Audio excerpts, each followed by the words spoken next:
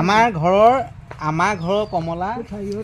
লখিমপুৰ নাওবৈচা 2 নং কুৱাডঙা ঘৰ